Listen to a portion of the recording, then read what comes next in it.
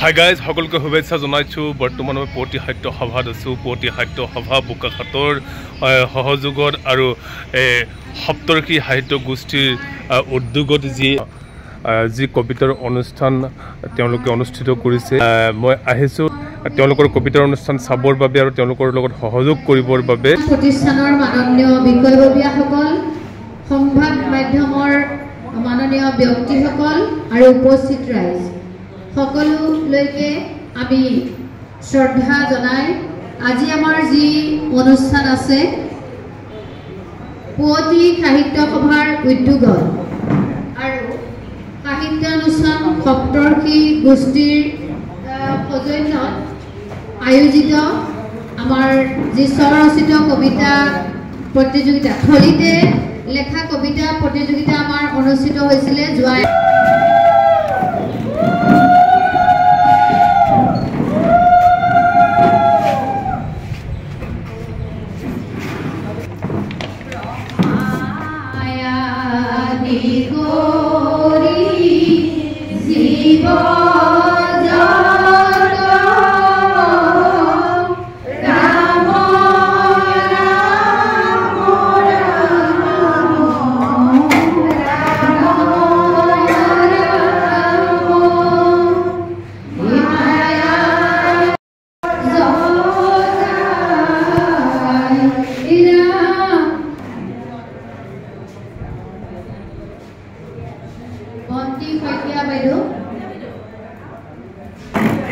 বৰগীতৰ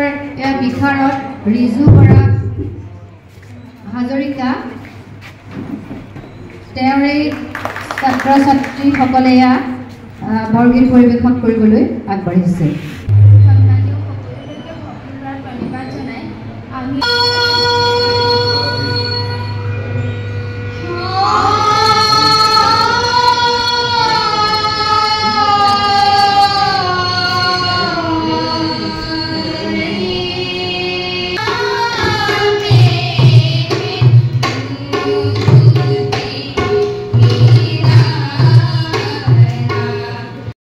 সুন্দৰকৈ বৰগীত পৰিৱেশন কৰিলে শ্ৰীযুত অপূৰ্ব বৰদলৈদেৱক জনাইছে।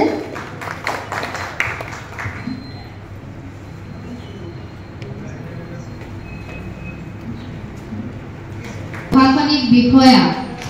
এগৰাকী লেখক কবি শ্ৰীযুত উৎপল দলে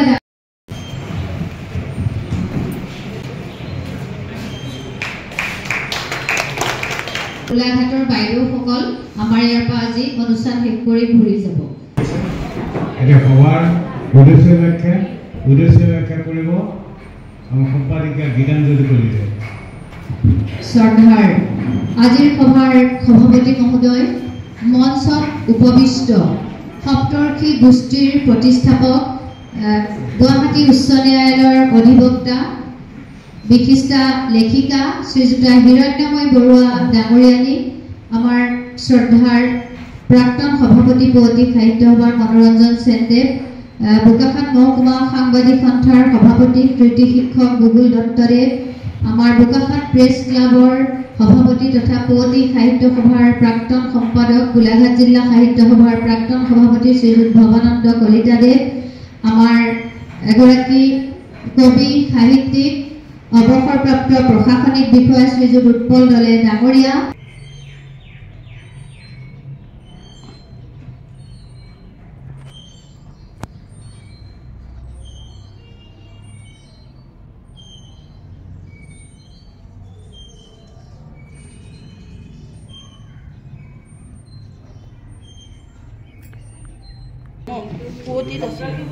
মেগাজিন বা অৰ্গেনাইজেশ্যন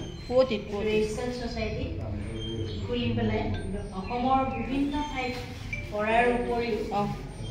নৰ্থ ইষ্টৰ বিভিন্ন ঠাইলৈ মই গৈছোঁ। বঙালী, হিন্দী, ইংৰাজী সকলো ভাষা সামৰি লৈছোঁ আৰু বঙালী, ইংৰাজী, অসমীয়ালৈ ট্ৰেঞ্চলেট কৰিছোঁ। মই আচলতে এজন ট্ৰেঞ্চলেটৰ, ইংলিছৰ মই বিশেষকৈ ট্ৰেঞ্চলেট কৰোঁ। তাৰোপৰি মোৰ মৰমৰ যিবিলাক ঠাই অসমৰ বুকুৰ আপোন, গুৱাহাটীত মই আছোঁ নহয়, কিন্তু মাজে মাজে মই বাহিৰলৈ যাওঁ। যিসকল কবিয়ে কবিতা ৰচনা কৰি আছে জীৱনত একো পোৱা নাই তেওঁলোকৰ খবৰ নহয় ইয়াতে লগ পাইছিলোঁ গণকবি অচ্যুত দাস উপেন্দ্ৰনাথ দত্ত আৰু বিভিন্নজনক লগ পাইছিলোঁ ফুলেশ্বৰ পূজাৰী গোলাঘাটত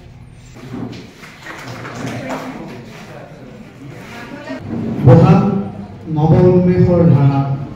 বহাগ ঐক্য সম্প্ৰীতিৰ নাগৰি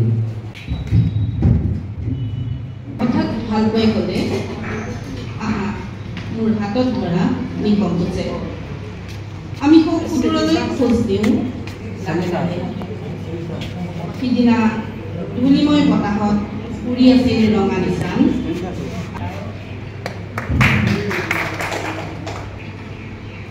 গৌতম কান্দিয়ে বুদ্ধ হয় যীশু কান্দিয়ে প্ৰভু হয়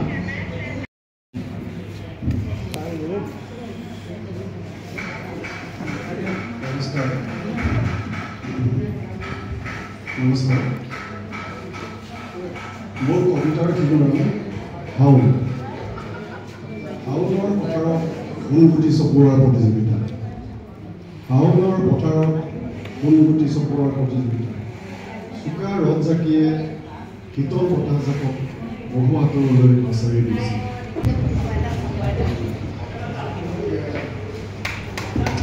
সুতা নন্দিনীৰ ধাৰা পলকতে অহা এজাক ধুমুহাই দশ ন স্থান বান কৰিলে উদ্ভাসিত জনতা উদ্যমী আমাৰ যুৱবন্ধু অখিকৰা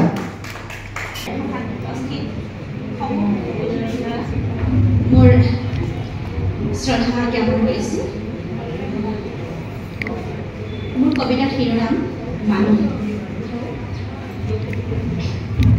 মানুহ মানুহ দেখিছোঁ বহুত মানুহ ভিন্ন ৰূপত ভিন্ন সাজত ভিন্ন স্থানত দেখিছোঁ মানুহৰ দৰে মানুহ জন্তুৰ দৰে মানুহৰ দৰে মানুহ আৰু জন্তুৰ দৰে মানুহ এয়া তেখেতক এখনি শুভেচ্ছা পত্ৰ প্ৰদান কৰিছে হিৰণ্যময় বৰুৱা বাইদেৱে মুখ্য প্ৰতিবৃন্দ সকলোকে প্ৰণাম জনাই মই কবিতা আঁতৰি লৈছোঁ মোৰ কবিতাৰ নাম পালেং পালেংখন যৌতুকত আনিছিল শ্ৰীমতীয়ে এয়া বহু বছৰৰ আগৰ কথা বহুদিনলৈ পালেংখনত লাগি আছিল মাহ হালধিৰ গোন্ধ সেই গোন্ধত আমি উমলিছিলোঁ এইখন পালেঙতে তেওঁ দুবাৰকৈ উপলব্ধি কৰিছিল ৰসৰ আনন্দ হুমুনি এটা কাঢ়ি এওঁ ক'লে পালেংখন আমাৰ যৌতুকত কঁকাল ভাঙিছে দেশৰ জবতমূলক নীতিৰ বিপদস্ত সময় খেদিছিলোঁ কঁকালক কঁকাল শুনাইছিলোঁ মন ধৰিছিল মাটি আৰু জাতি কোনফালে আহিছিল পুনৰ সুতৰু লাচিতো নাই গোলাপো নাই আত্মসমৰ্পণকাৰীয়ে শুনিছিলে দেশ গ'ল আইৰ দুখৰ মাতো হেৰাল কঁকাল ভাঙিছে ধন্যবাদ এয়া খুব সুন্দৰ কম কথাতে সুন্দৰ অনুভূতি প্ৰকাশ কৰিলে উৎপল লালেদেৱে টকালি পাৰি খিলখিলকৈ হাঁহি তুমি মোৰ সৈতে কিমান কথা যেনে কৈছিলা আৰু যোৱাৰ পৰত মোৰ হাতত খৰাপাতৰ চিঠি গুজিবি মিচিকিয়াই আঁতৰি গৈছিলা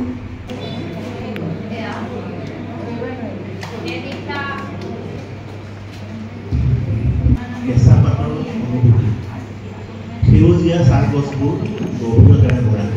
লহপহকৈ বাঢ়ি আহিছে এটি কলি সেউজীয়া নয়ন সাৰ্থক কৰা ৰঙা সেউজীয়া শেষ পাতি কবিতাৰ শব্দবোৰ বহি থাকে মজিয়া বৰবিৰা পাৰি মাতিলে উঠি নাহে জোনাকী মই এজনী জোনাকী নাজানো একো আধৰুৱা সপোনবোৰলৈ গৈ থাকোঁ আউসী ৰাতি ভাৰতী বৰুৱা বাইদেউ শুভেচ্ছা মই আচলতে কবিতাৰ এই পথাৰখনত বীজ সিঁচিছোঁহে লহপহকৈ বাঢ়িবলৈ বহুত সময় সেয়ে মোৰ কবিতা বুলি মই ক'বলৈ অকণ পাইছোঁ মই যত্নহে কৰিছোঁ কিবা ভুল হ'লে আপোনালোকে আঙুলিয়াই দিব কবিতাটোৰ শিৰোনাম কপৌলতা এদিন বহাগৰ কোনোবা দিনা ফুলিছিলা কপৌলতাৰ ডালত ফুলিবনে ফুল আন্তৰিক শুভেচ্ছা আৰু শ্ৰদ্ধা জ্ঞাপন কৰিলোঁ সুনীল বিশাল আকাশৰ কথা সদায় দিবানে মোক এই আকাশ নিৰাৰম মোক মনে মনে কানে কানে ক'লে যেন বাখৰুৱা তৰ চেঙিয়া জোনা দেউদি পুৱাতে নাচে এযোৰ মৌপিয়া দীঘল নেজি বাৰী সুন্দৰীয়ে ৰঙলীয়া আচলতে থলিতে লিখা কবিতা প্ৰতিযোগিতা খুবেই কষ্টকৰ আৰু খুবেই মোৰ বাবে সকলোৰে বাবে হয়তো কঠিন এটা সঁচা অনুভূতিৰে সেই কবিতাটো ঘৰলৈ গৈ মই সম্পূৰ্ণ কৰি পেলাইছিলোঁ আৰু সেই কবিতাটো যিটো কবিতা মই ইয়াত লিখিছিলোঁ সেই কবিতাটোকে আজি মই গাবলৈ লৈছোঁ সেই বাটে নাযাব লগ পাই বুঢ়া ডাঙৰীয়াৰ বাট ৰ'দৰ পোহৰ বাৰীখনত টোপা টোপে সৰি সৰি পৰিছিল বৰষুণ খৰালি মোৰ কবিতাৰ শিৰোনাম বোকাখাত দুৰ্ব যাৰ নাম শুনিলেই প্ৰতিবেশী ৰজাৰ বুকু কপে ঠগ দুৰ্দান্ত প্ৰতাপী মোগল সেনাপতি অসম জয় কৰিব নোৱাৰিলে যেন তেওঁৰ দৃশ্য দুজন তিনিজন মানে খুব ধুনীয়া গীত গাই থৈ গৈছে এতিয়াও মোৰ অৱস্থাটো এনেকুৱা হৈছে চাৰিগৰাকীকৈ পুৰস্কাৰপ্ৰাপ্ত কবিয়ে কবিতা পাঠ কৰি গৈছে তাৰপিছতে গীতাঞ্জলিয়ে এইটো প্লেনিং কৰিয়ে নে কি কৰি নাজানো এতিয়া মোক দেখাই দিলে সাধাৰণতে তেনেকুৱা হয় মোৰ এনেও গীত শুনিলে বেছি মানুহ নাথাকিছিলে কিন্তু তাৰ আগত 4-5টা মানে ভাল গীত গাই যায় 4-5টা মানে ভাল কবিতা আবৃত্তি কৰি যায় তাৰপিছত মই পৰে হ'লেও সাহস কৰিছোঁ যিহেতু কবিতাৰ ক্ষেত্ৰত বা যিকোনো ক্ষেত্ৰত আটাইতকৈ উজু কামটো হ'ল বিচাৰ কৰা নিজে ভাল গান গাব নজনা মানুহো বিচাৰ কৰাৰ আসনত বহিব পাৰে কাৰণ এজন বিচাৰক হ'বলৈ সুকণ্ঠ অধিকাৰী হ'বই লাগিব বুলি কথা নাই তেওঁ কিন্তু গীতৰ সকলো ধৰণৰ কথাখিনি গীত ছন্দ লয় সুৰ তাল মান গোটেইখিনি কথা আয়ত্ব কৰিব পাৰিব লাগিব আৰু দুফাকি হয়তো গাব পাৰিব লাগে কাৰণ সকলো গীতিকাৰেই সুৰকাৰ সকলো সুৰকাৰ বা সকলো গীতিকাৰে গায়ক নহয় ধন্যবাদ মই এটা মোৰ কবিতা পাঠ কৰিবলৈ ওলাইছোঁ কবিতাটো অলপ পুৰণি কিন্তু এতিয়াও নতুন কামত প্ৰাসংগিকতা আহিছে মানে কৰোণাৰ সময়ত আমাক যেনেকুৱাকৈ ধৰি বান্ধি পেলাই ভেকচিন দিয়া হৈছিল আমি বেপাৰী মানুহ ভেকচিন নল'লে দোকান খুলিব নিদিয়ে ভেকচিন নল'লে গ্ৰাহক আহিবলৈ নিদিয়ে ভেকচিন নল'লে কোনোবা ৰাজহুৱা জেগালৈ যাব নোৱাৰি তেনেকুৱা এটা অৱস্থাত আমাক বাধ্য কৰি পেলাই ভেকচিন দিয়া হ'ল আৰু এতিয়া শেহতীয়াকৈ এটা কথা ওলাইছে যে যিসকলে ভেকচিন ল'লে তেখেতসকলৰ হৃদয়খন আৰু এতিয়া কবিতা লিখিব পৰা হৈ থকা বোলে নাই গতিকে কৰোণা কালৰ কবিতা এটা মই লিখিছোঁ সেই সময়ত লিখা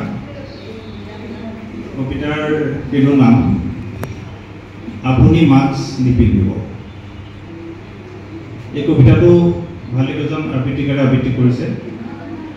মই পাঠ কৰিবলৈ চেষ্টা কৰিম আপুনি মাস্ক নিপিন্ধিব বা সঘনাই নুধুব হাত কাৰণ আপুনি আজন্ম মেইনটেইন কৰি আহিছে ছ'চিয়েল ডিষ্টেন্সিং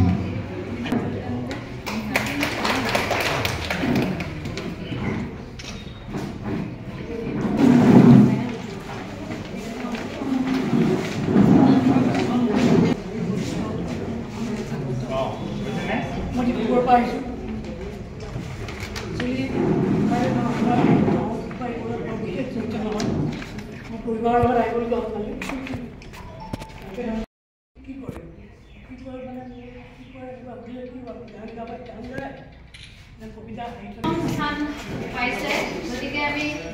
শুভেচ্ছা জনাইছোঁ হয় মই গুৱাহাটীৰ পৰা আহি এনেকুৱা উন্নত মানদণ্ডৰ লেখা কবিতা স্বৰচিত কবিতা প্ৰচাৰৰ কাৰণে আমি পুৰস্কৃত কৰিছোঁ আৰু ইয়াত ধনৰ খোলা আছে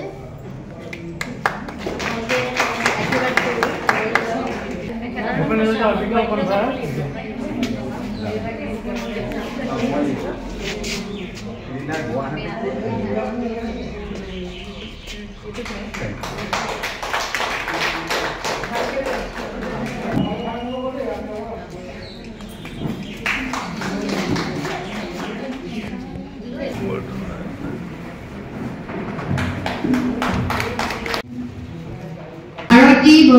ইতিমধ্যে পুৱতি সাহিত্য সভা আৰু সপ্তৰক্ষী সাহিত্য গোষ্ঠীয়ে যি অনুষ্ঠান পাতি আছে এই অনুষ্ঠান ইতিমধ্যে সম্বৰ্ধনা কাৰ্যসূচী কৰি আছে তেওঁলোকে আৰু গোটেই সামগ্ৰিকভাৱে আপোনালোকক দেখুৱাই আছোঁ তেওঁলোকৰ আজি পৰিকল্পনাৰে অনুষ্ঠানটো কৰিছে বিৰাট ধুনীয়া অনুষ্ঠান যিটো অনুষ্ঠান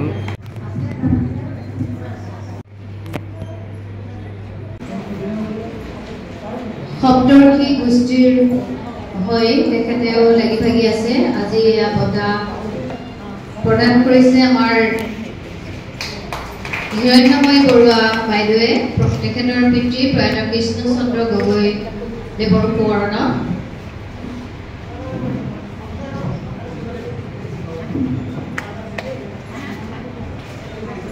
আৰু আমি এই আপাহতে ধন্যবাদো জনাইছো যেহেতু আমাৰ সপ্তৰক্ষী গোষ্ঠীৰ বাইদেউসকল যোৱাৰূপে সহযোগিতা আগবঢ়াই আছে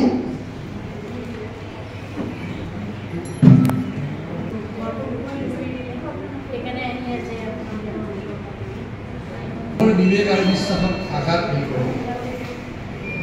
মোৰ বিবেক আৰু বিশ্বাসক আঘাত নকৰিবা একবিংশ শতিকাৰ ধ্যান ধাৰণা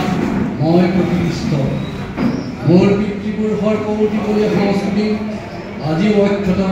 অবিৰত চিৰন্তন চিৰশাস্ত্ৰী শিৰোনাম শাওন শাওনৰ দুপৰীয়া ৰিমঝিমীয়া বৰষুণ ৰেব ৰেব শীতল মহাবীৰত বৰষুণৰ চুম্বনত ধৰণীৰ সেউজীয়া আশা বৰা শাওনৰ পথাৰত কেঁচা মাটিৰ সুগন্ধত ৰোপণ কৰি তোমাৰ সতে প্ৰেমৰ কঠীয়া